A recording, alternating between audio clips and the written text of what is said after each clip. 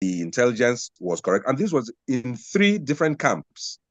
So these particular people, presuming them to have been the terrorists, will never bring their reign of terror onto any innocent Nigerians ever again. They have got the opportunity to go and have their appointment with their God. The Nigerian Air Force has facilitated that particular meeting. All right, enough said about that. Let's move on. Joseph, is there something you want to sprinkle in on that story, or before we get into what your paper looks like this morning? I think a lot, it's all been said. I mean, the important thing is simply that they are making some progress, and whatever effort is made to stem the tide of insecurity in Nigeria, every effort is applauded, and it should be sustained. I think that's the word. Sustenance or whatever it's being positively done is very important, and consistency to achieve that goal. So, maybe I come back to you. When the authorities, I mean,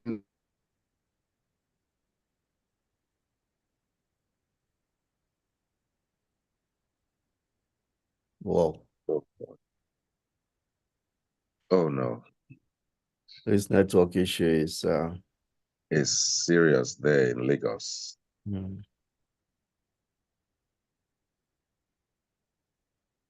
I'm sorry, I can't hear you, Mats. Uh-oh. It's totally frozen.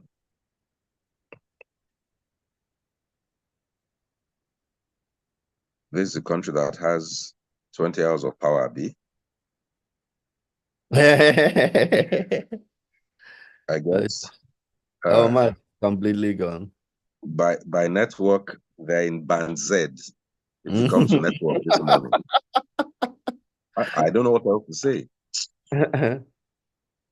This is quite bad.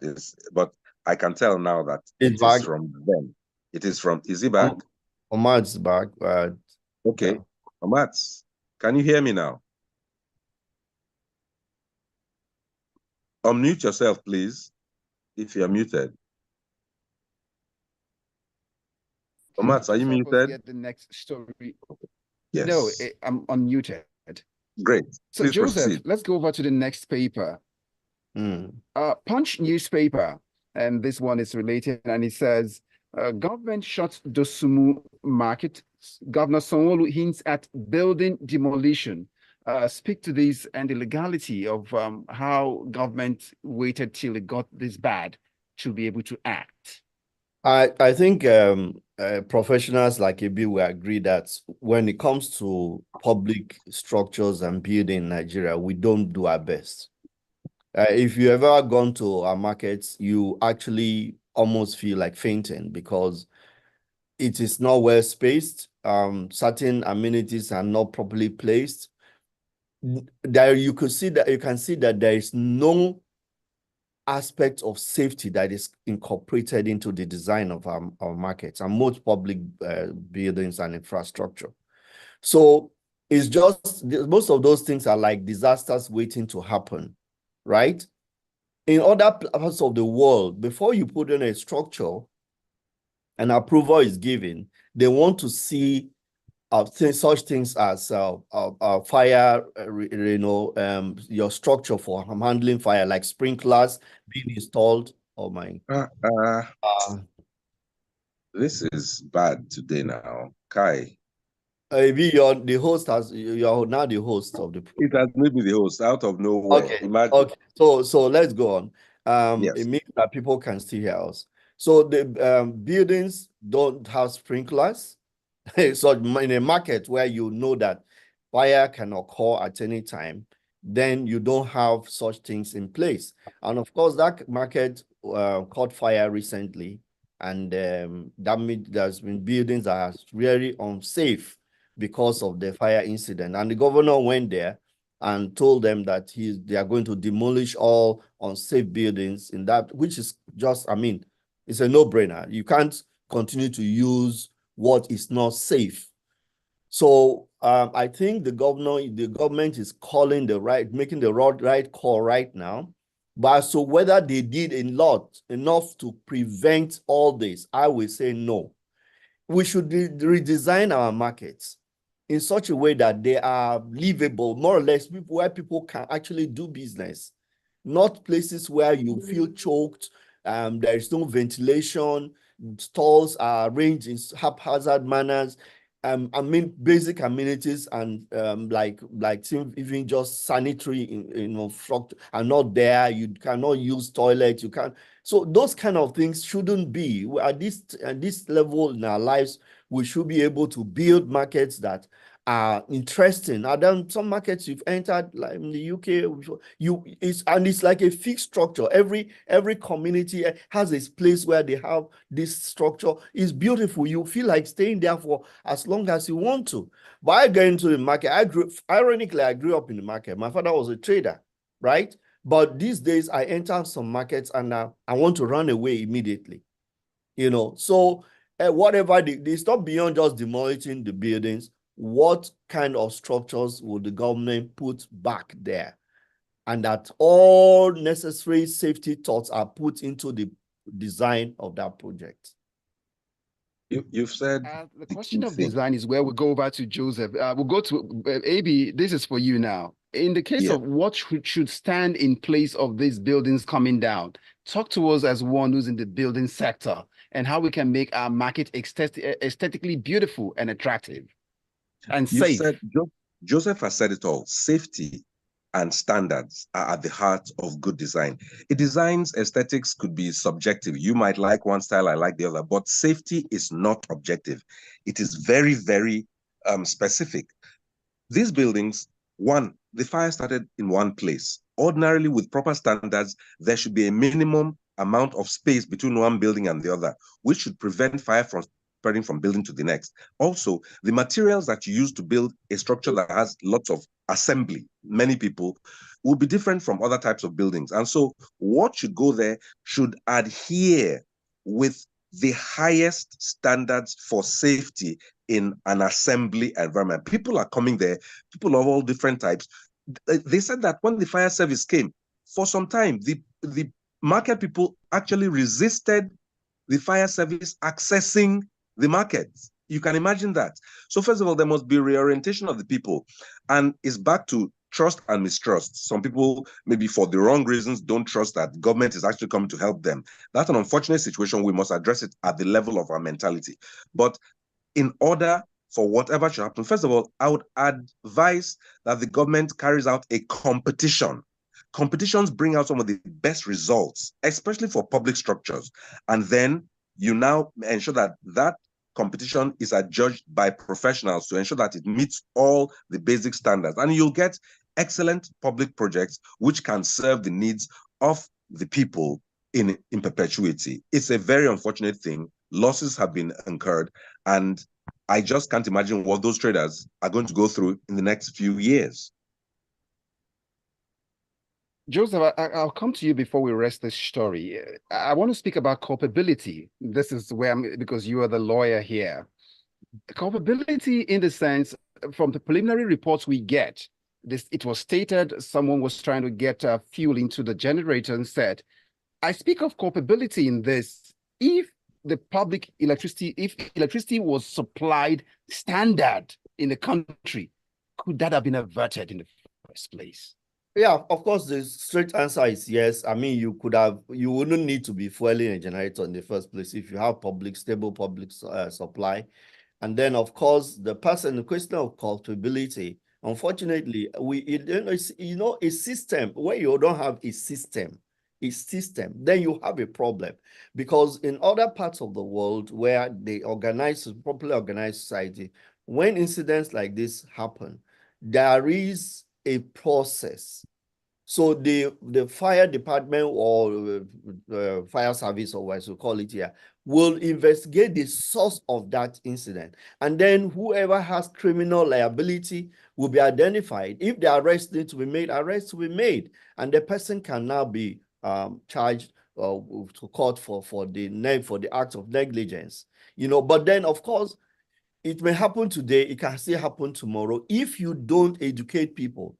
Some of the businesses, what they do is the generator is still running, and then they are refueling it. And that's just dangerous. And also, people need to, and nobody carries out this reorientation of people. Nobody talks to people on safety at that level. You may be somebody appears on areas or channels tomorrow talking about, or on your radio talking about safety. At that level where it is most critical, people know nothing about safety. So it's business as usual. The attitude doesn't change because nobody is telling them the implication of what they are doing. So government can be blamed because they are not providing power to people. The people have to fend for themselves, and the people who are not so enlightened about safety are doing it any way they like. And still, government does not intervene to correct all those things, you know. Oh boy. So Abi, I'd like to return to you now. Abi, yes. That's the last.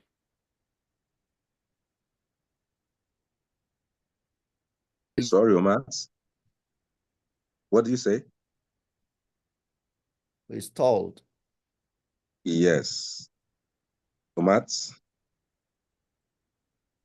Oh boy. It's evidently from their station, their network. Oh boy. Okay, maybe you could just talk I know to I know my next story is on the power from the minister. So I'll take it from there.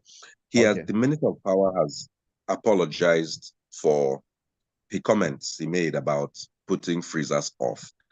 When I heard the story, I actually didn't take it as personal because he made a point, though in a trade fair along Badagry Road. That's the only standard market he can vouch for right now. And then I've got Fabian here. Fabian is saying, Fabian's got a message here, and he says, well, the government truly does not need to look into the structural integrity of the buildings, but it's also has to look into the welfare of those who traded in such buildings and made their livelihood from it. They had paid their taxes and for the shops there. Finally, they should investigate who certified those structures in the first place. Fabian from Ekbe's thought. And I'll go over to get Tayo's message. Tayo says, Lagos State Fire Service with their swift response when 14 houses were burnt down. All this self-congratulatory report is just, it cringes him. From the video he saw, they were even struggling to get water to quench the fire. Then Wale comes up again with this one. It's just about fueling. Those areas have wrong connections and badly connected as well. You will go to the market and see lots of wires connected with which could result in a spark that could cause fire. So electrical connections need to be looked into as well.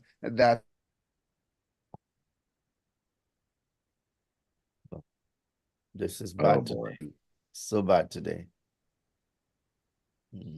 All right, let's just pick up the next message here. Adewale comes up saying, we're just too reactive. Safety is underrated. So many hazards and safety risk visible to everyone, but we will wait till calamity befall us before doing the right thing or take the right action, is what he said. So let's go over to Joseph. Abi, electricity tariff hike. I'm sorry, Power Minister Adelabo apologizes to Nigerians over the AC deep freezer comment he made. Yes. Apology accepted? I'll accept the apology. And, you know, in communication, sometimes you have one perspective, you're trying to communicate, but communication is only complete when the person who's listening also understands you. He said he was talking about the general nonchalance of us as Nigerians towards energy conservation. And I will say he has a point. The truth is that because public power has never existed, and most of us produce our own power, we actually are more concerned about the number of hours a generator runs and the cost of the generator than we are about the items that actually consume the power. You see, abroad, where energy is publicly available, and so you actually have a choice of what power consumption comes out of the gadgets you own and all that, and you're very, very conscious. He said it was just, I mean, his apology is accepted by me. But do you know what? Let me move away from his initial story.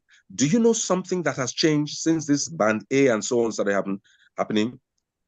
All those, I call them all those NEPA companies, actually now make communications that include the word customer or consumer, because a certain accountability has come to stay. Before now, you as a consumer were seen as one of two things: either a nuisance to be ignored or a prey to be confronted and threatened with disconnecting your wire. Suddenly, people are now, you've seen on social media, people are now saying, hey, NEPA, you took our lights at 9 o'clock and brought it back at 6, meaning we are not on band A. Suddenly, NEPA is also saying, we are sorry, in so-and-so area, we also know that we did not give you 20 hours of light from so-and-so to so-and-so. People are actually getting accountable, including NEPA. Sorry, I'm using that name because there are too many numbers. They're all NEPA. And we have never expected power from them, always. So let me tell you what has changed. As bad as it is, I disagree with the huge leap in one step. I think that was wrong. But suddenly, both NEPA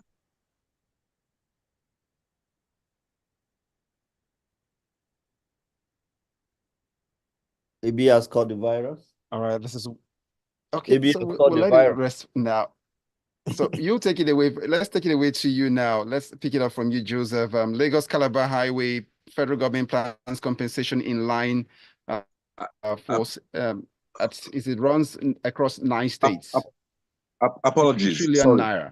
Apologies. Sorry. We're already taking another story, so we're not. Okay. Please go on. Please go on. We're on the next story now, AB. Yeah. Go So this is. I listened to the minister, and honestly, I must say that this is a very brilliant project. We may not like the cost of it, but I think it's a project worth doing. 700 kilometers, Lagos to Calabar road. It's such a very well thought out project.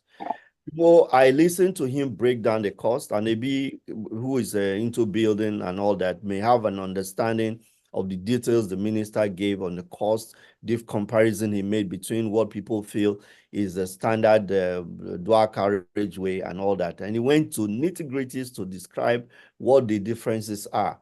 And the fact that they are using concrete cement base for this road construction should also tell us that the cost is going to be high. There's compensation for people, structures that they can enumerate. They are not going to pay for shanties and that, which is, I mean, should be understood things at any time along the route. It's common in the Niger Delta. Once a road is structures spring up by the roadside, include they manifest all of a sudden overnight. So to avoid that, buildings solid become enumerated, and there was concern initially popular landmark in Lagos and other. It's taking care of to be able to such a beautiful project. I'm afraid we have to.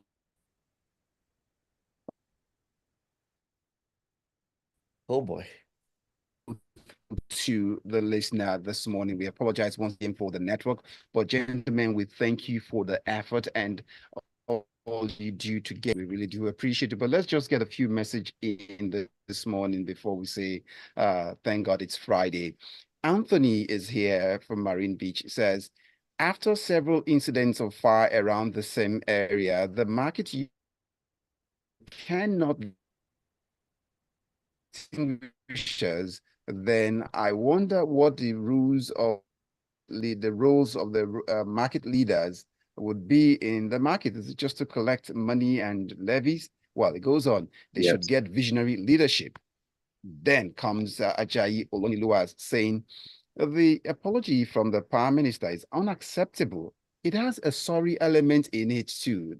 I think that's one important element of an apology, but Ajayi Oloniluwa says not acceptable. His job is to do everything possible to give us Nigerians power at affordable cost and not to lecture us on how to use our power. We buy it if we want the fridge on for the 365 days. It's our business. If it's finished, we'll buy more, right? Yeah, gentlemen? Yes. That's true. Let's find a message in here. And Oluwaseyi said,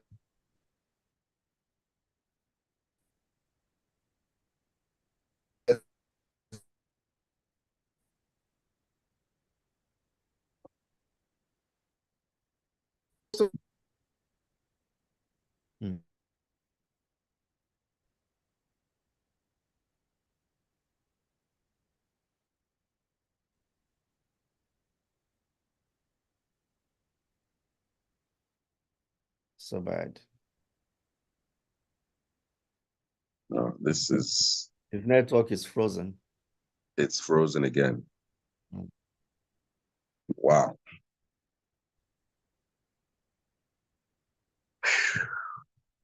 Yeah, this has been, I think this is a case of... Okay. Thanks a lot. Sorry.